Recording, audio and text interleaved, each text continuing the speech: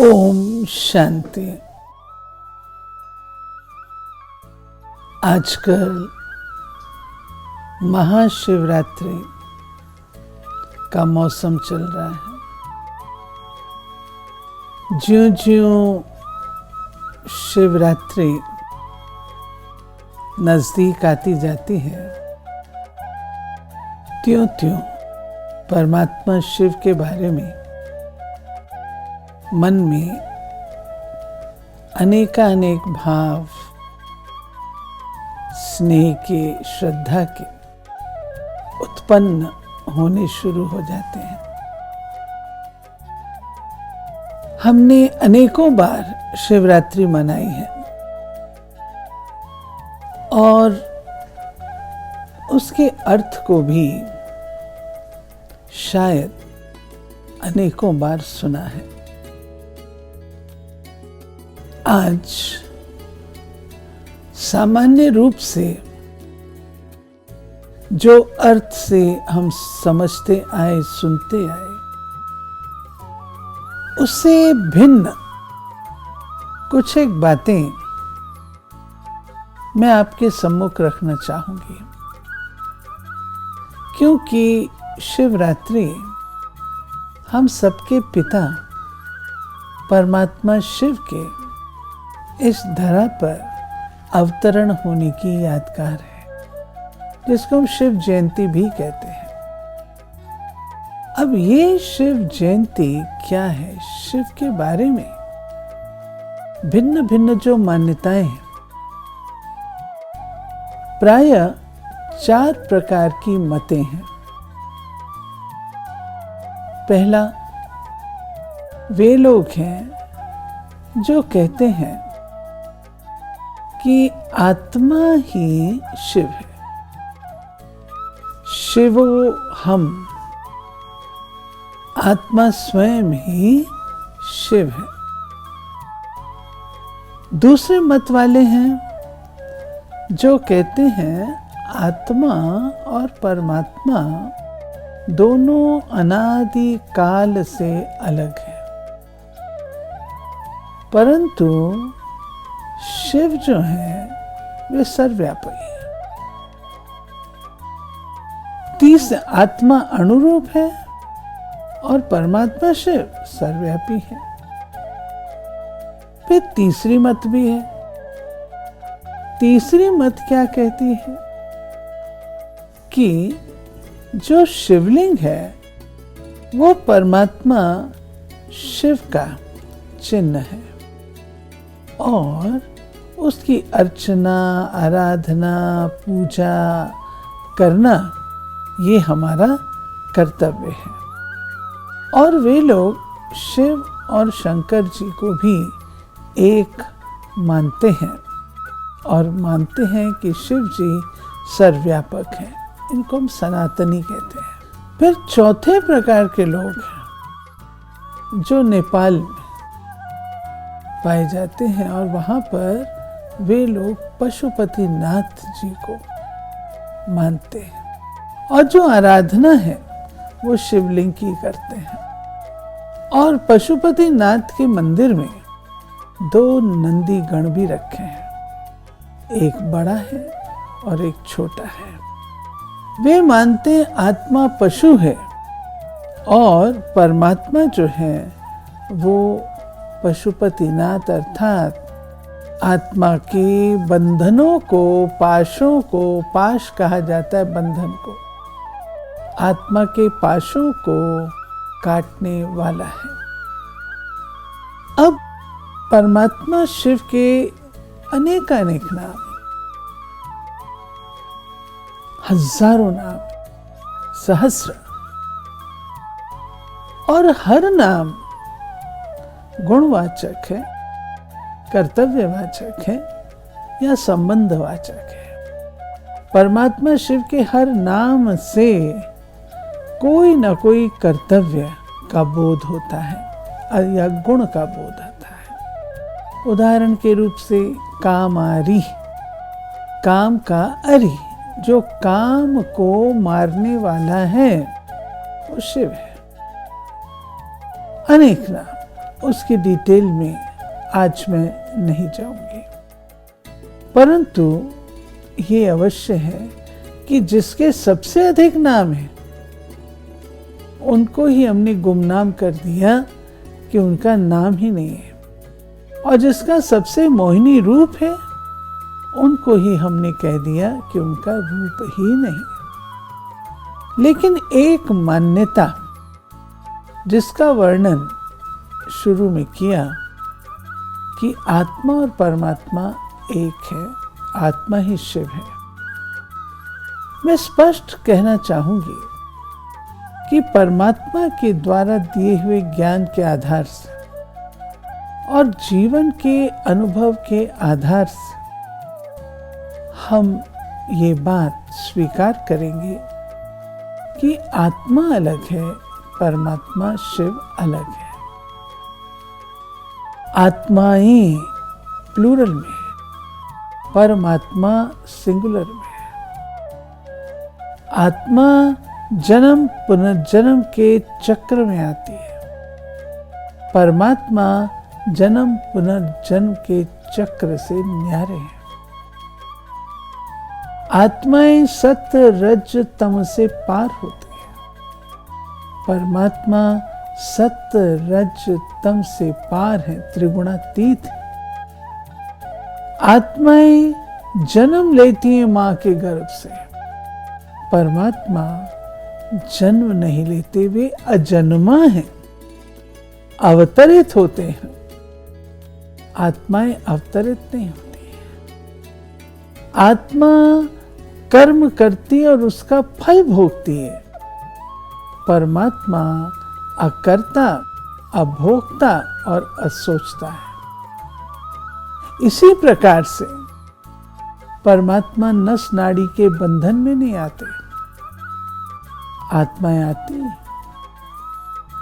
परमात्मा प्राकृतिक तत्वों के वशीभूत नहीं होते, आत्माएं प्रकृति कृत तत्वों के शरीर में निवास करती हैं। दोनों में महान अंतर है। वस्तुतः हम आत्माएं परमात्मा पिता की संतान, न कि आत्मा ही परमात्मा है।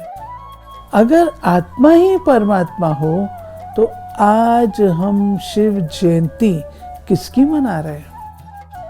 सोचिए, शिवरात्रि किसकी है?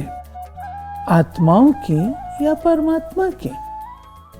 स्वाभाविक है हम परमात्मा शिव की जयंती मना रहे हैं। तीसरी बात, आराधना हमेशा अपने से बड़े की जाती है, और स्वयं को शिव मानना, सच पूछिए तो अपने आप को मियां मिट्ठू मानना है। क्या? परमात्मा शिव के सदृश जो कार्य उनके हैं, नई दैवी सृष्टि की स्थापना करना, पुरानी आसुरी सृष्टि का विनाश करना और नई दैवी सृष्टि की पालना करना, क्या ये कार्य हमारे हैं? कदापि नहीं। इसलिए ये मानना कि हम ही शिव हैं, ये बुद्धि गम्य नहीं है। एक और मान्यता जो शिवरात्रि के साथ संबंध रखती है, और वह है कि शिव और शंकर दोनों को एक मान लिया गया है। अब अगर दो नाम हैं, दो मूर्तियां हैं, तो स्पष्ट है दोनों अलग हैं। शिव जी की निराकार है, शंकर जी आकारी देवता हैं। शिव जी के ऊपर 3 लकीरें हैं जो प्रत्यक्ष करती हैं कि वे ब्रह्मा विष्णु शंकर के भी रचयिता हैं, पिता हैं।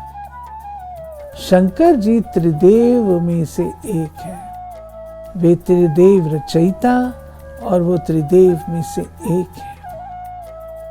आज हम शिवरात्रि मना रहे हैं। हम कभी शंकर रात्रि नहीं मनाते। शिवालय कहते हैं, कदापि शंकरालय नहीं कहते। शिव का अर्थ है कल्याणकारी, सर्व का कल्याण करने वाले, और शंकर का अर्थ है विनाशकारी, संहारकारी। किस बात का संहार करते हैं वो अलग बात है, परंतु उन्हें संहारकारी कहा गया। परमात्मा शिव परम धाम निवासी, और स्पष्ट उन्होंने श्रीमद् भगवत में गीता में कहा, ना मैं स्थूल ना सूक्ष्म परंतु मैं मूल लोक का वासी। जबकि शंकर सूक्ष्म लोक के निवासी।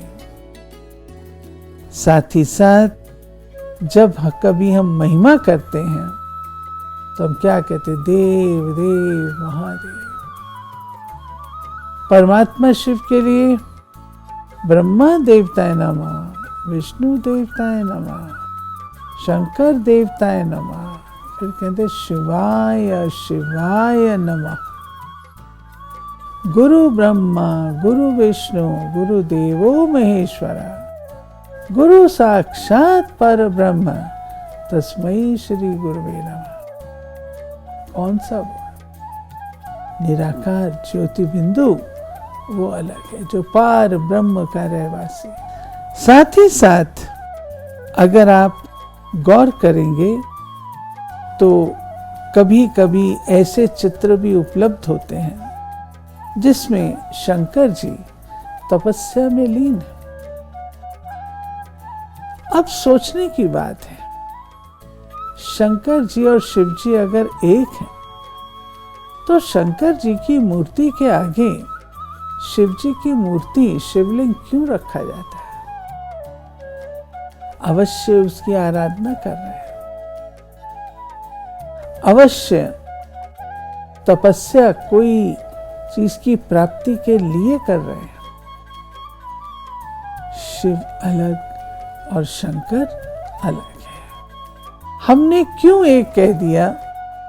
क्योंकि परमात्मा शिव निराकार है और वे अपना कर्तव्य इन त्रिदेव के द्वारा संपन्न करते हैं। इसलिए शिव शंकर एक कर दिया गया। शिव जी गुप्त रहते हैं, ज्योति बिंदु हैं, गुप्त दिखाई नहीं देते इन नैनों के द्वारा, इसलिए देखने वाले तो ये त्रिदेव हैं, तो उनको हमने एक मान लिया। अब जो शिवरात्रि हम मनाते हैं वो किस बात का प्रतीक है? परमात्मा को हम अजन्मा कहते हैं। अजन्मा अर्थात जो जन्म नहीं लेते, जिनकी मृत्यु नहीं होती, जो रोग शोक से परे हैं। अब अजन्मा, और इधर हम उनकी शिवरात्रि मनाते, शिव जयंती मनाते, दोनों ही बातें विरोधाभासी हैं। इसे हमें सही परिप्रेक्ष्य में समझना होगा। परमात्मा शिव के स्पष्ट महावाक्य हैं, श्रीमद् भगवद गीता में निहित है। मैं साधारण प्राकृत मनुष्य सदृश जन्म नहीं लेता, मेरा जन्म दिव्य और अलौकिक है। पर काय प्रवेश करता हूं, प्रकृति को वश करके आता हूं। परमात्मा शिव को जन्म देने वाली कोई आत्मा नहीं है, अजन्मा है। वे अवतरित होते हैं, मनुष्य सदृश जन्म नहीं लेते, परंतु उनका अवतरण होता है। अवतरण अर्थात उतरना। शिव पुराण में आता है कि परमात्मा शिव ब्रह्मा जी के ललाट से प्रकट हुए। अब सोचने की बात है, जन्म नहीं तो ब्रह्मा जी की ललाट से प्रकट होना अर्थात परमात्मा शिव, जिनका हम जन्म उत्सव मनाते हैं, कोई उस रूप से जन्म नहीं, निराकार साकार रूप में कैसे आता है, उसकी यादगार शिव जयंती है।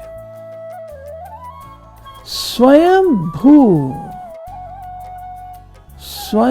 भू अर्थात जो स्वयं भू पर अवतरित होता है, उसकी यादगार शिवरात्रि है, जिनके लिए कहा गया ज्ञान सूर्य प्रगटा, अज्ञान अंधेर विनाश।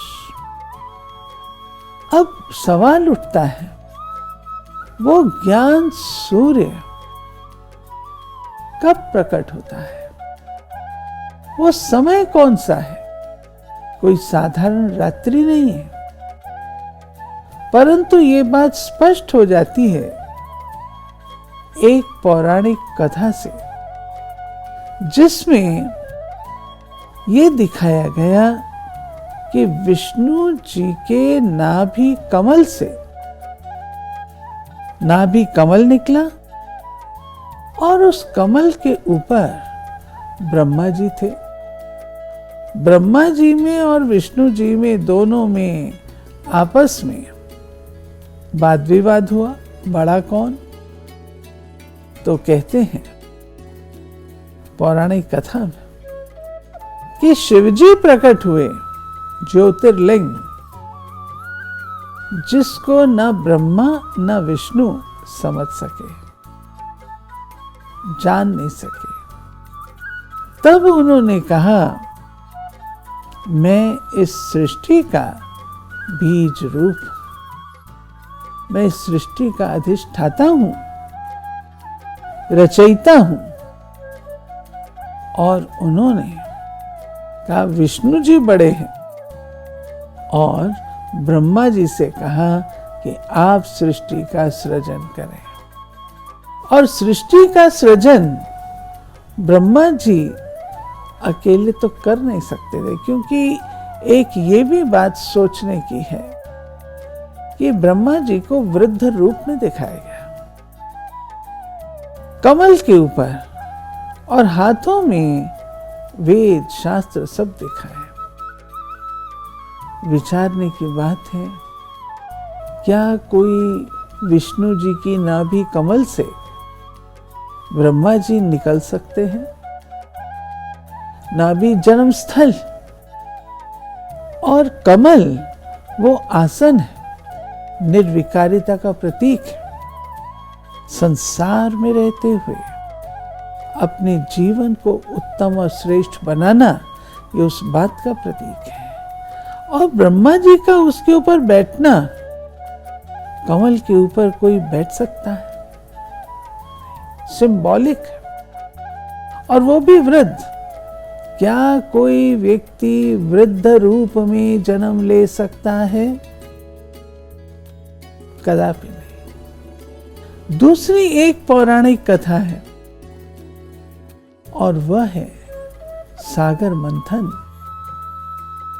कहते हैं देवताओं और असुरों ने मंदराचल पर्वत का मंथन किया, जिसमें 9 रत्न निकले और साथ में हलाहल विष भी निकला।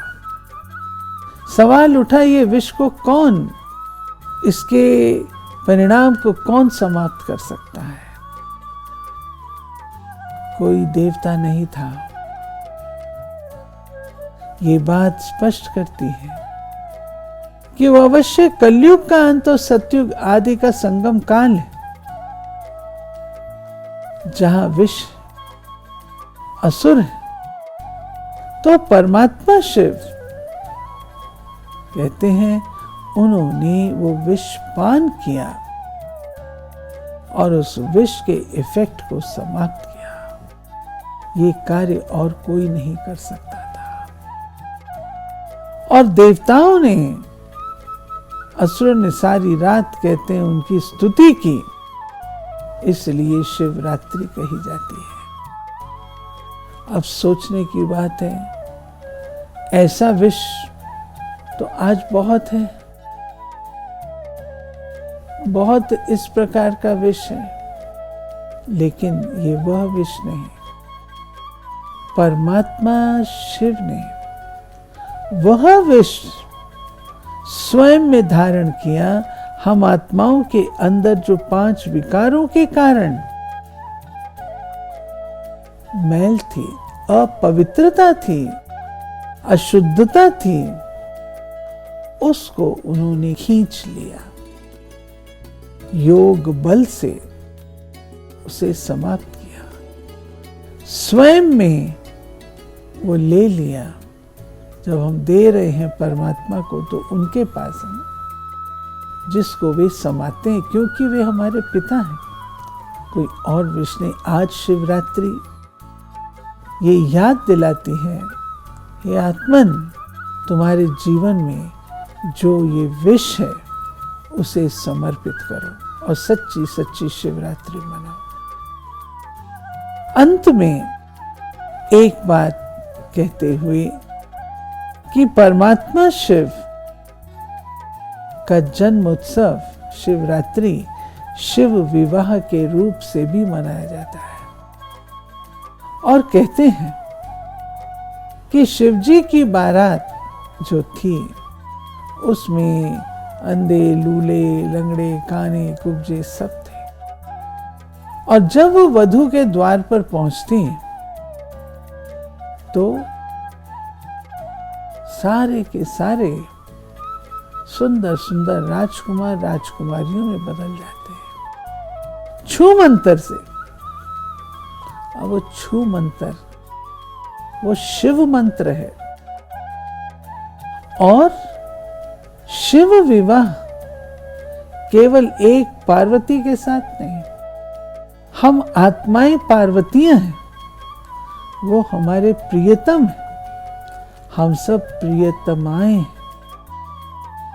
और हम आत्माएं परमात्मा पिता को याद करती हैं, उनकी स्मृति से, जिसको हम शिव मंत्र कहें। कोई हम शिव शिव बोलते नहीं हैं, लेकिन यदि आप शिव शिव फास्ट बोलेंगे तो वो छू मंत्र हो जाए।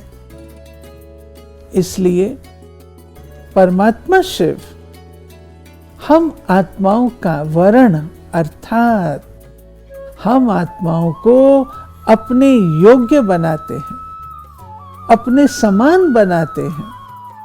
हम आत्माओं को संपूर्ण पवित्र, संपूर्ण निर्विकारी, संपूर्ण निरहंकारी, संपूर्ण निराकारी बनाते हैं। जैसे वे स्वयं निराकार हैं, हम आत्माओं को भी हमारे इस स्वरूप का बोध कराते हैं।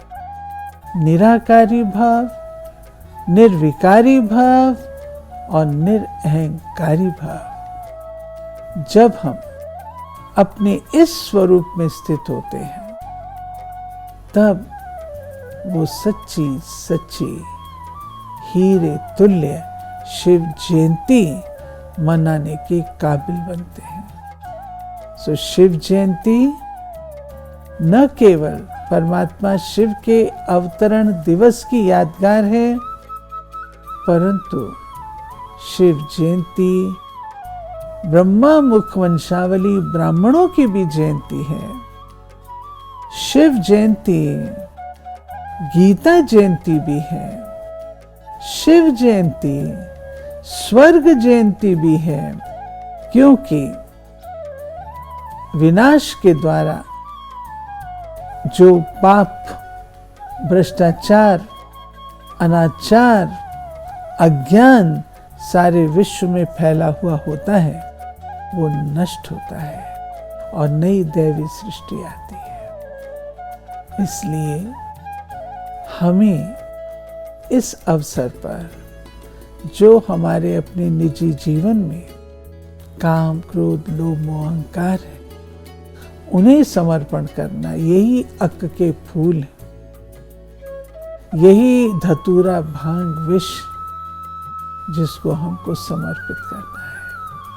और शिव की सच्ची सच्ची पार्वती पवित्रता का व्रत रखने वाली, पावन वृत्ति वाली आत्मा बन करके इस सृष्टि को सुशोभित करना है। इन शब्दों के साथ आप सबको शिव जयंती की बहुत बहुत मुबारक और बधाई।